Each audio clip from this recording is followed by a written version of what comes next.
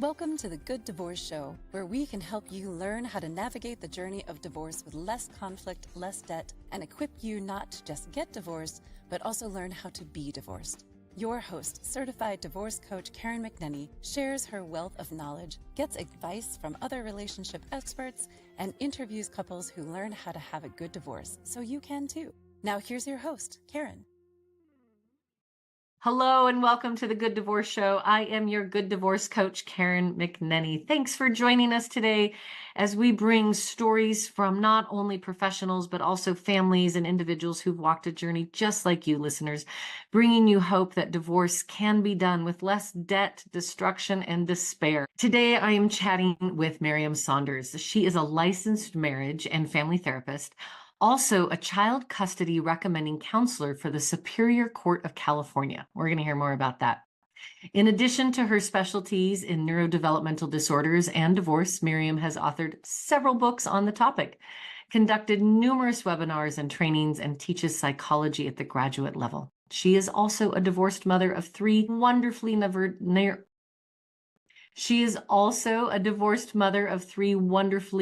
and I'm one of them. Merriam is also a divorced mother of three wonderfully neurodivergent young adults, and we're going to hear a little bit about their successful launch as well. Thanks for joining us here on the Good Divorce Show, Merriam. Thank you so much for having me. I'm very excited to talk about this. And you are one of these guests who has many stepping stones that has brought you into the field and really sharing a passion and your knowledge. And if you don't mind, I'm going to reach all the way back into your history as a child of divorce. Can you just give us a quick snippet about your own journey and then what has brought you into this work as you faced your own divorce experience? Let's go back in time. How old were you when your parents separated? I was 15, 16 when they first separated, and it was not an amicable separation. They barely spoke. I had to actually get my own child support checks from my father because my mother refused to talk to him. And my father was very severe alcoholic at the time. So interacting with him was not always a pleasant experience. So I think, like many people who are drawn to becoming therapists, we have our own initial wounds that we, might wind up specializing in because we have experience in that area. So divorce was always an area that I was drawn to because I thought there has to be a better way than the way my parents divorced. And not that I ever wanted to go down that path myself. I wound up going down that path just a couple of years ago after what I consider to be a very successful and long marriage. We decided to end it. And as I always say, we simply redefined our relationship, and that new definition doesn't include marriage, but we're still in a relationship as parents and friends and family. Well, you are really speaking to my heart and to our listeners here at the Good Divorce Show that we remind folks that marriage might be ending, but if there's children involved, your relationship is not done. And it really is a renovation. And what a gift to your children that you and their father recognized that as you were unraveling the marriage, but still retaining this really important co-parenting relationship. Is there an example of something that you all do together, or how you and the father of your kids connect that would just set an example or a little beacon of hope for other people who might be thinking, there's no way we would ever be able to sit together and have dinner or sit side by side at graduation, whatever the case may be? Well, we have done both of those things. Good for you. We talk probably weekly, just check-ins on each other's lives, but also on the kids, because even though they are young adults, two of them are still launching, and they are still, very much in need of our support. And while we have both repartnered, for drinks with our new partners together, the four of us, we all had Thanksgiving together. We have, gone to my daughter's and son's graduation events and dinners together. It's comfortable. So I'm very happy that we've been able to do that, because I was committed to not, experiencing the way my parents did it. I Right. really didn't want to put my children through that. I felt bad enough as it was that we would be reshaping the family. And I knew my children, wasn't their first choice, but that if it was going to happen, I at least wanted it to happen in a way that made us all feel like we had a sense of family still. Yeah, right. The family doesn't change. I mean, I love this language, this idea of reshaping. We've reshaped the family. And your kids currently, are they all in their 20s? Is that right? They are. Yeah, 22, 24, and 26. And so the youngest would have been about 20 when you and their father divorced? Yes. The Yeah. the younger two were still in college. The Mhm. older had just graduated. Mhm. And, was just moving into her apartment. And so I think for them, the greatest loss is the family home and having that shared place that we can all go back to. But as I constantly point out to them, it's very likely we would have sold it anyway. But the market was way too hot to sit on that thing. So, it would have looked different no matter what. And they don't realize it as much as I do, having lived through it myself, that while there is a sense of loss in this time, it's not going to last very long. They are doing what they're supposed to be doing, which is starting their own life Mhm. and and moving away from us as parents and spending time with us. And so it was going to look different anyway. I think that we underestimate the need to still be active co-parents through that young adult 18 to 25-year-old, that sort of last stage of adolescence. And we underestimate what's happening for them. Like you said, that home base, they're kind of boomerang kids. They go out, they come Mhm, back, they go out, mhm. and they still need the stability, not to mention what's happening neurologically for them.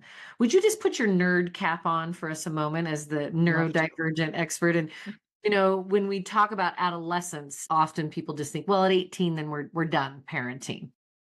That Yes, is a myth. right.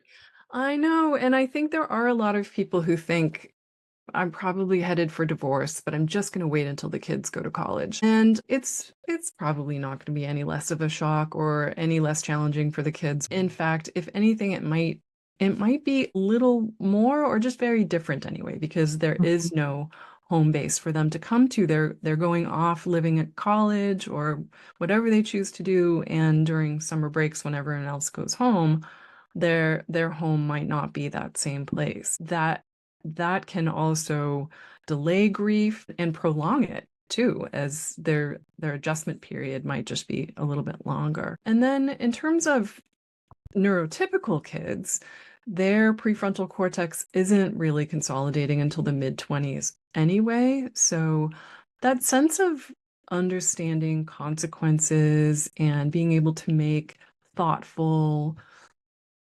decisions, not act impulsively, they're not quite there yet. They're still the center of their own world and making decisions emotionally. And then if you layer on top of that neurodivergency, well, that prefrontal cortex is already coming in a little behind. We see that as maybe 1 to 3 years behind anyway.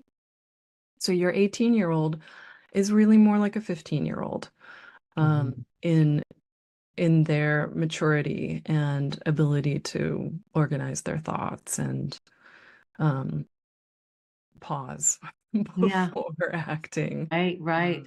And I can't help but wonder also, we have a generation now who's come through the pandemic. I think of my own son who's 18 and a senior, neurodivergent. And, the years when he would have been going off to summer camp on his own or starting a summer job a little bit here and there. Like there was a pause in their developmental experiences that I think still carry a shadow for that entire generation. So we already have a little bit of a delay in terms of launch or experiences that would predicate a successful launch, whatever that might look like. So you might have a double whammy going, parents. I think we cannot underline that enough because we as older adults have so much life experience to draw on. The couple of years of the pandemic for us were a blip in our lifetime and probably didn't have as great an impact. But for our teenagers, our just launching young adults, 2 years is a really big portion of their life, and especially developmentally what they, should have been going through. I notice even the difference between my younger two and my older, who really had maybe finished more of her milestones by the time the pandemic rolled around. It didn't impact her quite as much as it did the younger two. But the younger two, it really knocked them out at the knees. Absolutely. And when we consider this launching of kids, something I've noticed, and because you've been working with divorced families throughout your career, and now you have your own children of divorce and being a child of divorce, is this idea that, well, once they're out of high school, then we don't really have to, cooperate or collaborate as co-parents. And you already identified like, well, that's not really true. And I would even suggest those parents out there listening and thinking, well, we're just going to, tough it out for a few more years, wait till everyone's launched. The other thing that you miss out on in that is that while kids are still in our home, we begin to practice what it is to be a family that lives across two homes. We have a transition schedule. We know what Thanksgiving looks like. We know the nuances of each household and our parents. And suddenly, when kids kind of step off the cliff of their own independence, needing the tether, like, I don't know where I go for the holidays. We don't have an agreement. We'd have never had a schedule. And I've seen a number of children who have been in that. My parents waited, and then we all fell off the cliff because they didn't think they needed to talk anymore. Nobody's telling me what our Christmas, Thanksgiving plan is. And now suddenly that young adult child is becoming the mediator, the go-between, the negotiator in a relationship that might have been dead on the limb for years already. Any thoughts about how we help those families? We don't plan this and nobody knows how to do it until we're in it. But creating some support and recognition that we still have to be active co-parents and we still have to make a plan for our kids during those early years. So glad that you bring this up, because that was one of the worst experiences for me as a young adult of recently divorced parents, because when the kids are over 18, there is no custody arrangement, there is no parenting plan. And we think, they're old enough, they can make their own decisions. Being left with the decision of who to spend Christmas with, even if you're 21, is an awful thing to have to decide. So if I picked my mom, I felt awful that my dad was left alone that day. And if I picked my dad, then I felt guilt that, my mom was going to think I preferred my dad. Mm-hmm. So even as someone in their early 20s, I would recommend that you still tell them, this year, mom is going to host Christmas. Next year, it's going to be dad, if the two of you, aren't in that yummy place where you can spend Christmas together. And take that off the table for them. Listen to what they have to say, and don't be surprised if they decide they're going to go to Hawaii with their best friend for Christmas and avoid you altogether. But still think that certain young adults still can appreciate that level of parenting and authority and feeling like mom and dad still have got this. They're Mm-hmm. still in control. They're, running, someone's driving the train.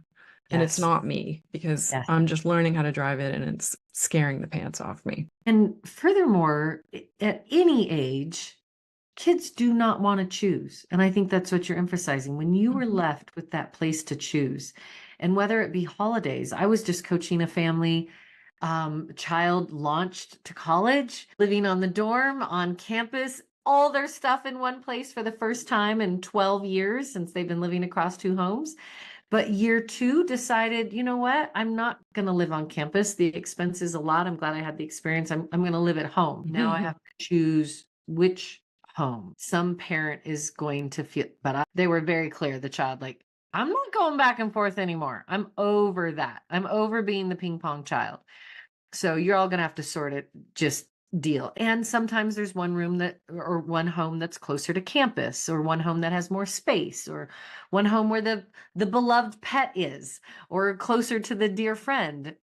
And the child might be leaning one way or the other. And I would just really emphasize to all of you listening who might have young adult children to not guilt them and not persuade them, but to both parents really create an open heart approach of like, we're here to support you.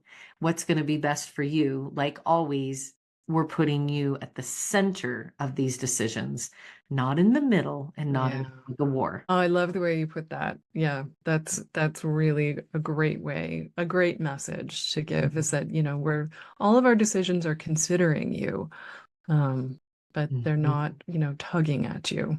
Yeah. Um, Well, wonderful to enter into this deep conversation about divorce. I want to hear a little more about this professional role that you've taken on with the courts there in California and give us some education. I think a lot of us don't know what that role would be, how it would serve a family, and really what has surprised you in that role. so the role is essentially a government position that used to be private for me, whereas clients would come to me in the past and hire me as a private custody mediator. Now I'm working directly for the courts in that same capacity. And so in California, and I don't know if this is a law in other states as well, but if you file for divorce and you don't have a custody agreement, California sends you to mediation.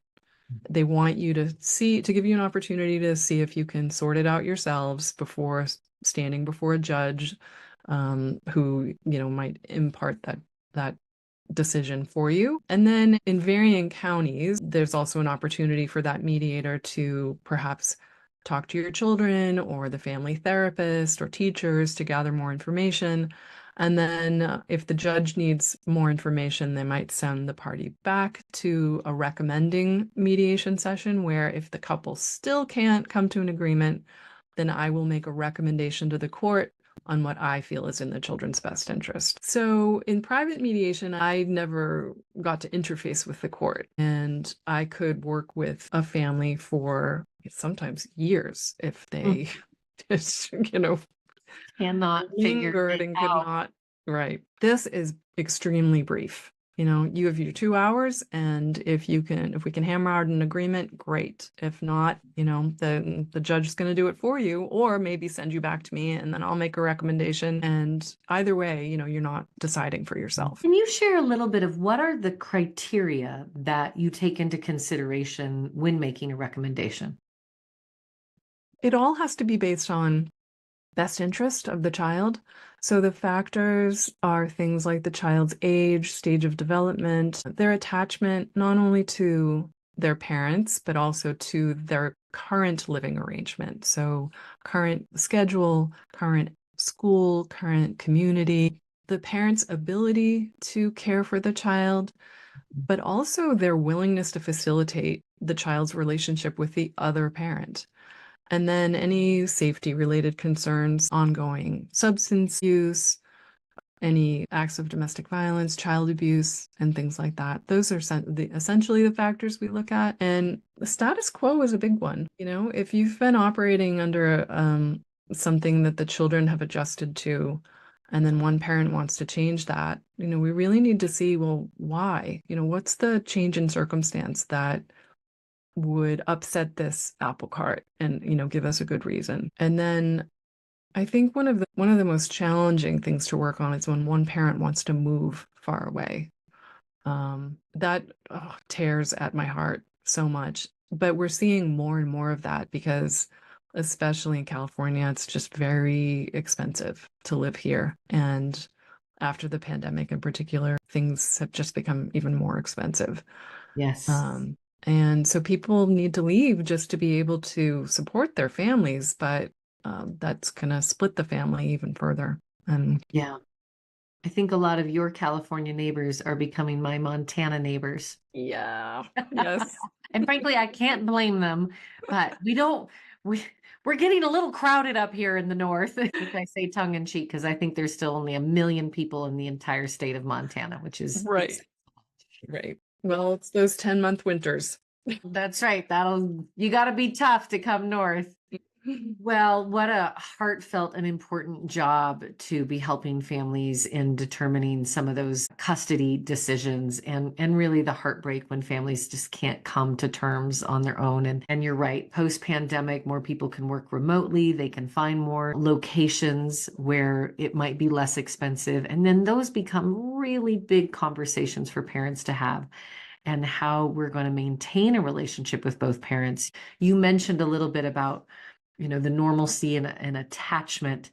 I wonder if you would just dig a little deeper into maybe an attachment theory 101, why it matters, and at different ages that for any parent who's thinking, I don't want to support my kid's relationship with their other parent. And there's parents who they're just like, I don't care about it. I actually want it all. I think they should have less. What would you say to those stubborn spirited parents who cannot see beyond their own hurt and pain and betrayal and resentment to understand why it's so important that the child has equal opportunity to build relationship with both parents? Again, absent of Yeah, violence, safety. addiction, safety.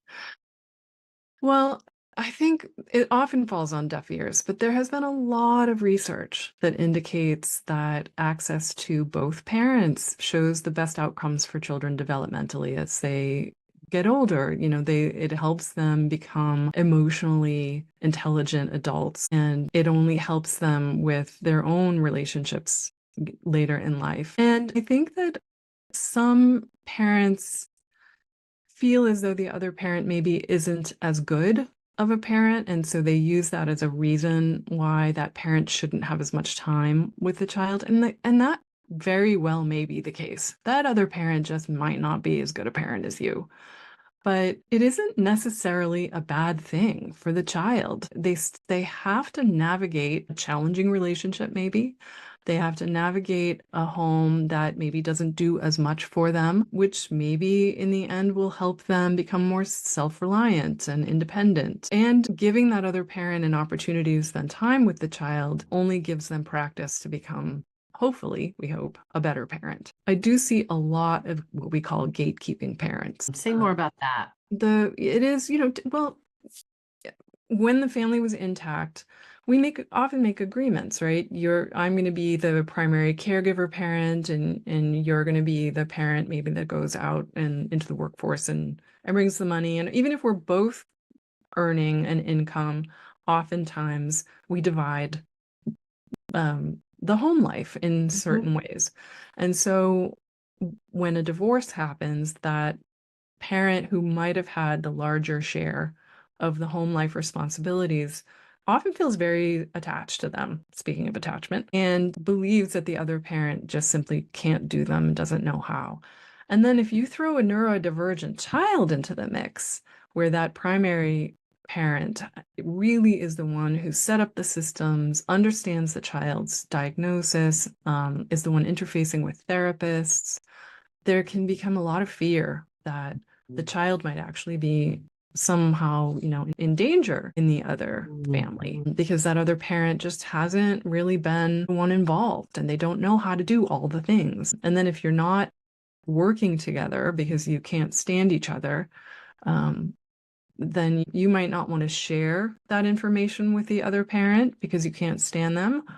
And they might not want to listen because they feel like you're just trying to control what's happening in their home, when really you're just trying to help your child in that home. So I feel like I just meandered into this other topic, so I'm not even sure where I started. But I think you asked me about attachment, and I wound up talking about gatekeeping parents. But Well, it's all connected, right? When you've got a parent who is feeling entitled or righteous about their role or what it was going into towards the divorce. I just heard a mother say, like, absolutely, moms should have more time. We menstruate, we have the uterus, we have the mammary glands, and we absolutely should have more time than the dads. And I thought, wow, that's going to be a hard battle. And realizing that, they're lifelong relationships, these parent-child I mean, all of us adults, we know. My parents are in their 80s and we're still working it all out. Parents who are gatekeeping, it very well could be at the expense of your child's future healthy relationships, their mental health, what they might need when they're 20 or 30, which might not any longer be mom's, soft touch and book reading, be something that the other parent, and again, we're talking about same-sex marriage as well. I always want to make sure that we're fully inclusive, that we've got parent A, parent B, and whatever the gender or identification is irrelevant. Kids come with a desire and a need to attach to whomever their caregivers are.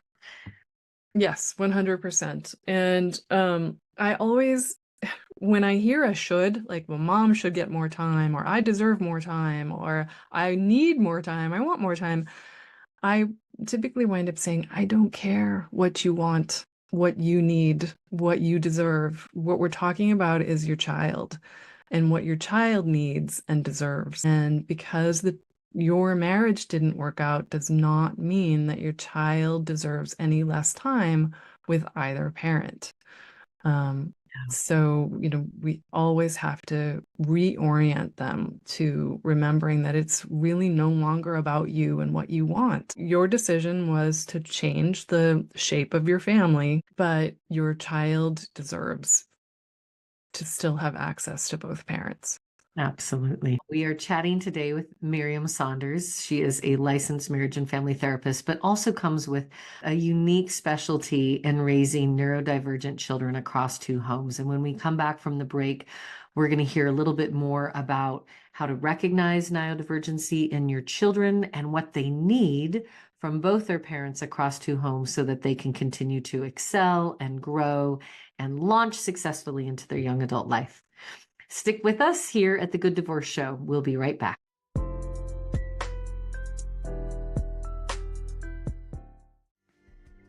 Are you thinking about getting divorced? Before you call a lawyer, call the Good Divorce Coach, Karen McNenny, a certified divorce counselor, co-parenting specialist, and mediator. Karen's signature Good Divorce experience will guide you through your divorce journey, from the day you make that difficult decision to the day the decree is signed, all for a predictable fee. The Good Divorce Coach will teach you and your partner how to get divorced and be divorced with less conflict and less debt. Visit thegooddivorcecoach.com to get in touch with Karen.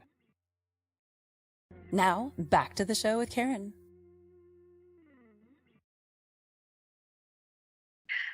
Welcome back to the Good Divorce Show. I am Karen McNenny, your Good Divorce Coach. Today we are chatting with Merriam Saunders. She is a licensed marriage and family therapist, a child custody recommending counselor for the Superior Court of California. She has raised 3 beautiful neurodivergent children. She identifies also as her own ADHD beautiful self. And I want to dive in a little bit with you, Merriam, to first just start with some fundamentals. When we talk about neurodivergent, and it's a little bit of a new phrase, it's encompassing a lot. Can you give us some broad strokes of what we mean when we use this umbrella of neurodivergent?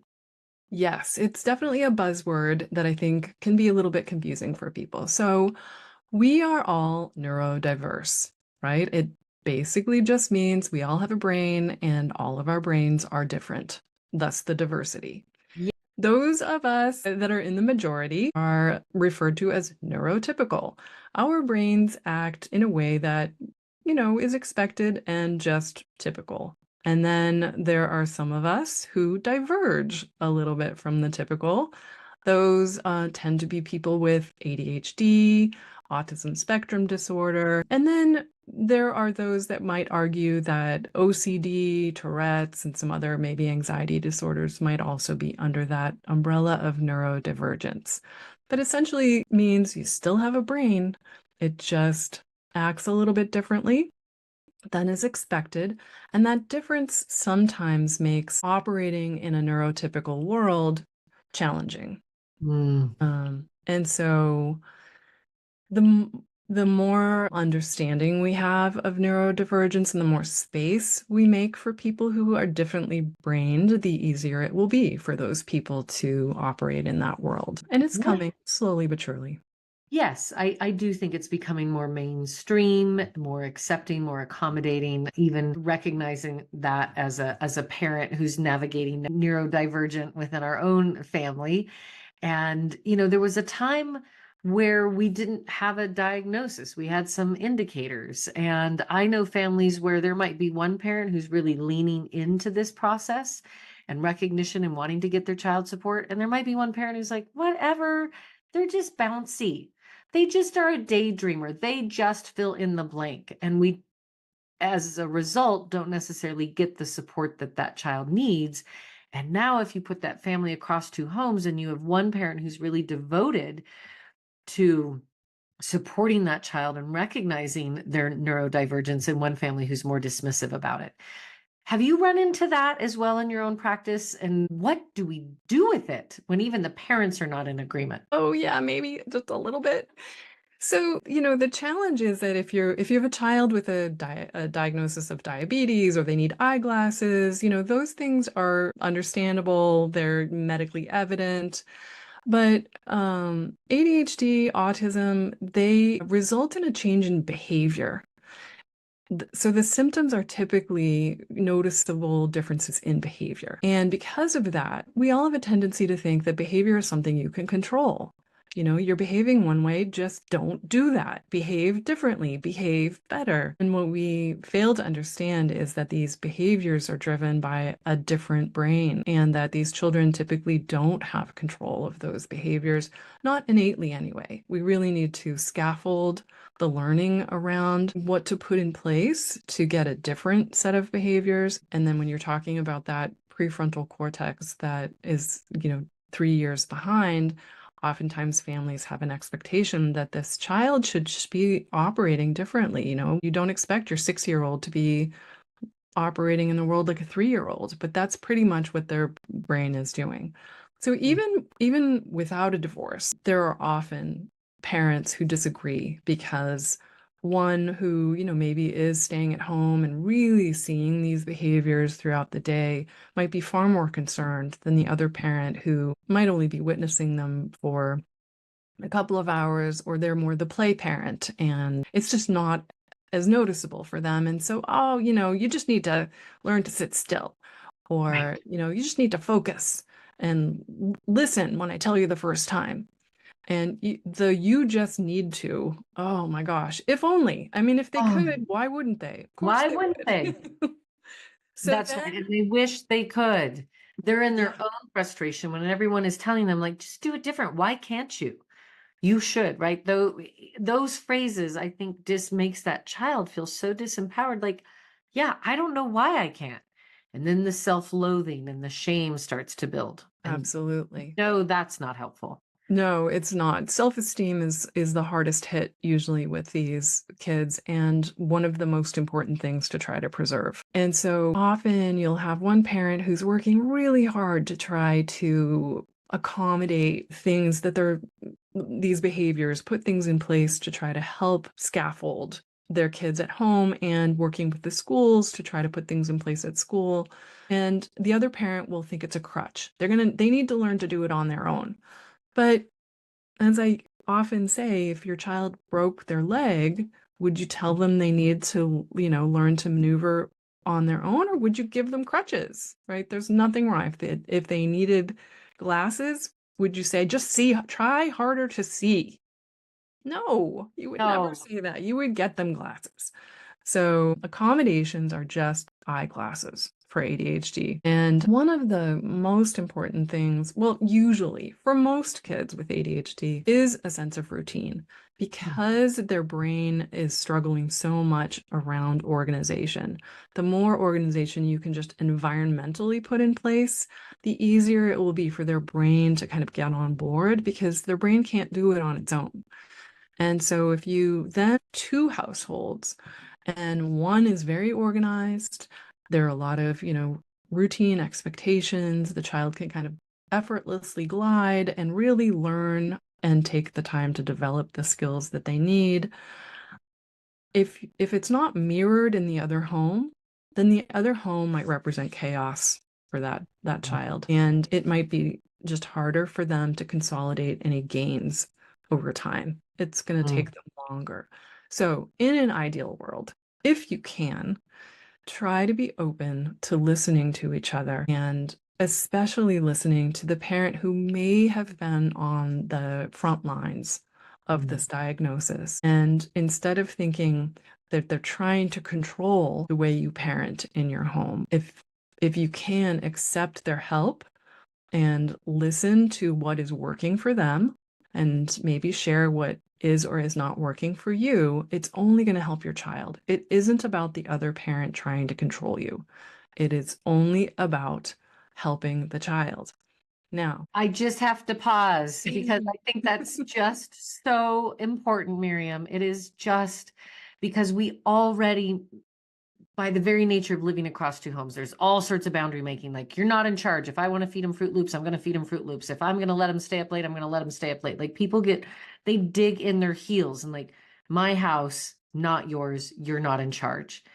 And for the most part, I do tell parents, like, you actually don't get to decide the menu at the other house unless what we're talking about here is it is for the good of the child. And if we know that this child's going to do better at school because they get 8 to 10 hours of sleep, or that they have less sugar in their diet, or they know where to find their backpack and their shoes when they wake up in the morning, and that we have, what becomes routines when they're young, and then what becomes, like you were saying, these organizational, it's already chaotic to live across two homes. Let's just admit it. Like, where the heck are the mittens today? I guess I left one at my other house. You did what? Why didn't you get? No. Are there practices, or I should say best practices or tools or hacks that you have seen that have been really beneficial to help bridge those two homes similarities? I am a big fan of online platforms, something like Our Family Wizard or Talking Parents, which I believe has a free version for those, who might need that. And I find the benefit of things like that. Well, one of the biggest benefit is the shared calendar, because these platforms promote the sharing of information. And when you have, like you're mentioning, it's already chaotic, but when you're layering in ADHD, then the more that you can communicate with each other around types of things that you're doing, and hey, there's a parent meeting next week at the school, or Johnny was just assigned a project. It's not due until Friday and he's going to be with you on Thursday. Can you make sure that steps C through M are, completed? Those types of things. Our Family Wizard, or there are on any number of these online platforms. That's just the one I like the best. And I have a lot of clients who use it as well. And remembering when I say, hey, there's a project coming up, can you do this work over the weekend, or this that night, or they need to study? It's not me micromanaging my other parent. It's me helping all of us succeed on behalf of the child. That's the parenting shift. Yes. I would like to say, if you are the parent who is, banging their head up against the wall because the other parent simply refuses to acknowledge the diagnosis or put any of the helpful things in place in their home, don't despair. And try not to operate from a constant place of fear that, awful things are going to happen to your child as a result. Because as I think I mentioned earlier, your child already is facing somewhat of a challenging world, and people who may not accept the diagnosis might think they're weird, might think, their behaviors are something they can control. And having a place that they live be one of those challenges isn't always the worst thing in the world, right? But they will likely survive it. And the fact that you have really solid options in your home and you have put in place everything they need eventually will give them the skills that they need to carry into the other home themselves. They might be the driver at that point. Hey, mom or dad, or other mom or other dad, this really works for me in my other home. We need to do this here too. Even like the calendar, those online platforms, and parents always know when is transition day, how long am I going to have the kids, what are we going to do over that weekend? But I'm a real fan of making sure the kids also know what their schedule is and posting that in the house, or making sure that they have access to a shared family calendar so that they know, especially as they start to get into high school or even middle school, making plans with friends. Like, where am I going to be? Where am I sleeping this weekend? Am I near my friend's house? Am I not? Can I have a slumber party? I don't even know which parent to ask. Have you run into some of either resistance or best practices around just how much information the child gets so they can start to self-manage?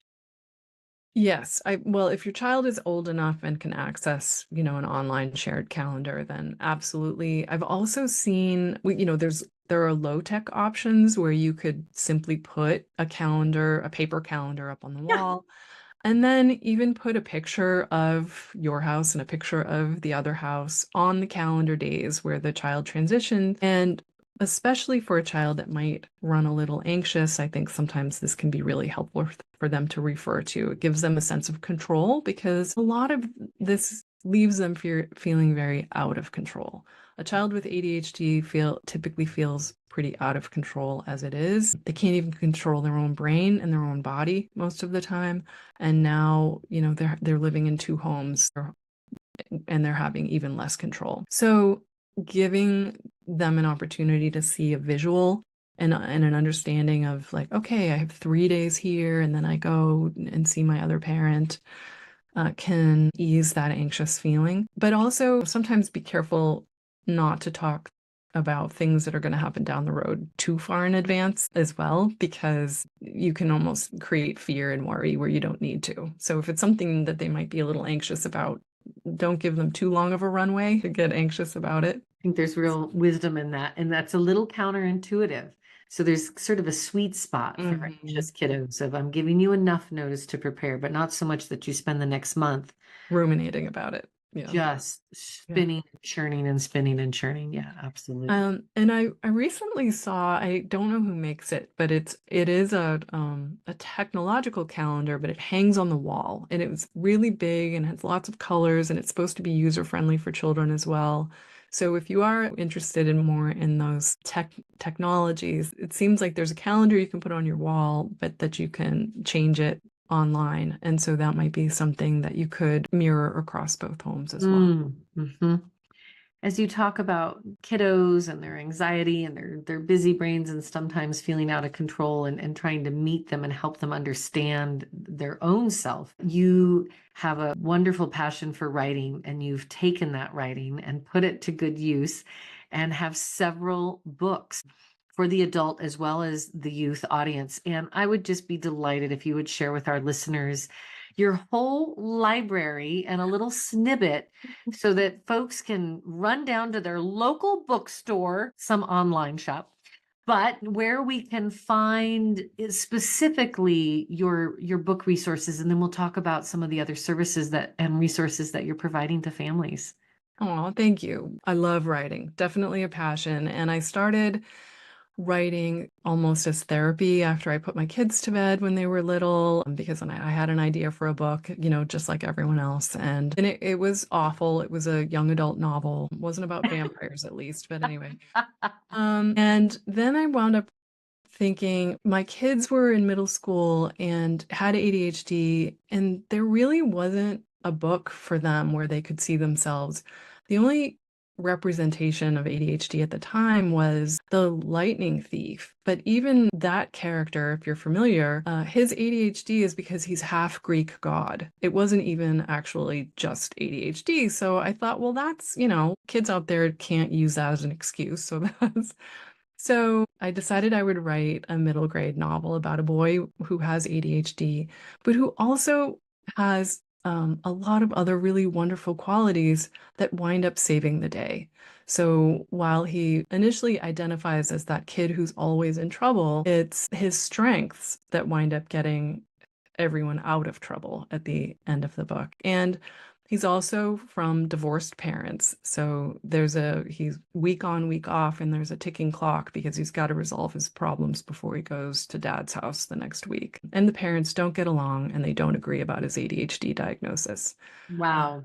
In this Everything case, between two pages here. What is the name of this book? Trouble with a Tiny T, because in this case, this boy finds magic and he winds up bringing a tiny T-Rex to life in his bedroom that he needs to figure out how to get rid of before he goes to dad's house. So So that's one While of the books. that's one of them. While I was waiting for my agent to sell that book, I penned a picture book about a boy with ADHD who goes through his day getting in trouble. And at the end of the day, when he crawls into bed, his mother says, all right, I've got to talk to you about something. And he thinks he's about to get in trouble again. But instead, she pulls out a notebook and she reads to him all of the things he did right that day. And it's called His Wonderful Book. And it leaves him with, a sense of, I'm not just a bad kid, that I also did a lot of great things today as well. That book is called My Whirling, Twirling Motor. And then after that, I wrote that sister publication, My Wandering, Dreaming Mind, which is similarly a girl who, because of her inattentive ADHD, her self-esteem is really hit throughout the book. But then her parents have little notes in a jar that she pulls out at bedtime that tell her how wonderful she is as well. So those are the 3 children's books. And I have another one coming out next year, which is called You Can Say Hi with Only a Smile, and is about the various ways of non-vocal communication. And then for adults, there is Mindfulness Meditations for ADHD, which is 100 different exercises, mindfulness exercises if you have ADHD. Most people think like ADHD and meditation. I don't think so. Possible. But meditation isn't simply sitting there with an empty mind for 20 minutes, because that's like a nightmare for someone with ADHD. There are a lot of different ways of meditating, including active meditations where, walking through a forest and digging in the dirt. So most of these meditations are easily accessible, active meditations. And then on topic is divorce and the ADHD autistic anxious child. In that book, I take you through creating a parenting plan if you have a child with any of those diagnoses. Beautiful. What do you wish that you knew? This is a different way. What do you know now that you have learned through the journey of your career that you wish you would have known a little earlier on, or even as a parent, or what in the end became a family with a divorce?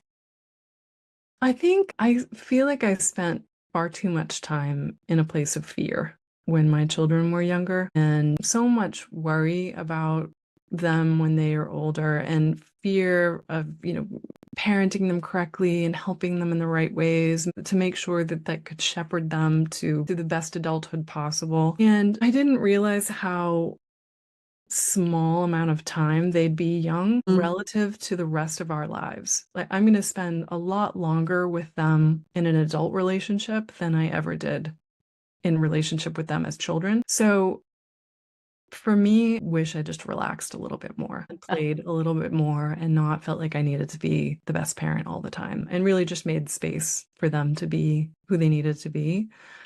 And I would say to families that are across 2 households, it would be to remember that your child will become an adult, and they'll know what kind of parent you showed up as a child. You don't have to worry about whether the other parent is terrible. Your kids will remember. And if you show up as your parent self, playful and attentive and, just that solid object for them, they'll know it. And you don't have to worry about what the other parent was like. That is just such a beautiful truth. And just not only be, the best version of yourself, but to know that a good enough parent actually is good enough. And we can carry our through kids a lot. And we don't have to write the story about their other parent. The children will write their own story, as it should be. Such wisdom today as we chat with Merriam Saunders, licensed marriage and family therapist, expert voice in how to raise neurodivergent children across 2 homes. You can find her on Facebook and How to Parent ADHD, or Instagram at How to Parent ADHD, website Merriam Saunders. You've got more resources there. Anything else you want us to know about where we can find you or how we can tap into more of your wisdom? I think those are all the places. The books are on Amazon or your local bookstore. Yeah. I'd like to end today with you reminding us about self-esteem when it comes to neurodivergence and ADHD in particular, and what it is that we can do. If a wounded self-esteem is kind of the kryptonite for kids, what's the antidote that parents can bring every single day to their children? Well, just like the mother in the children's book that I wrote, that if you can tuck your child into bed every night and remind them of how wonderful they are, and follow it up with actual action items, things you noticed them do that day that you just tickled you, that's what they'll go to sleep remembering, and that's what they'll internalize. Because they maybe have spent a day with people telling them, stop, don't, why can't you? So Exactly. truly, listeners, if this is your journey, and I'm talking to myself right now because I got one in my household, and there are days that I have just spent too much time emphasizing what didn't go right instead of all the things that did. Merriam Saunders, you are a gift to the field and a gift to the Good Divorce. So grateful that you came to chat with us today. Thank you. Thank you so much for having me here. It was wonderful talking to you. And listeners, I will remind you, everything will be okay in the end. And if it's not okay, it's not the end. Thanks for listening. Do you have questions or thoughts about this week's episode? Let us know by following the Good Divorce Coach on Facebook and Instagram at Good Divorce Coach, and leave a comment. And be sure to tune in every Monday at 10 a.m. Pacific, or listen anytime wherever you get your podcasts.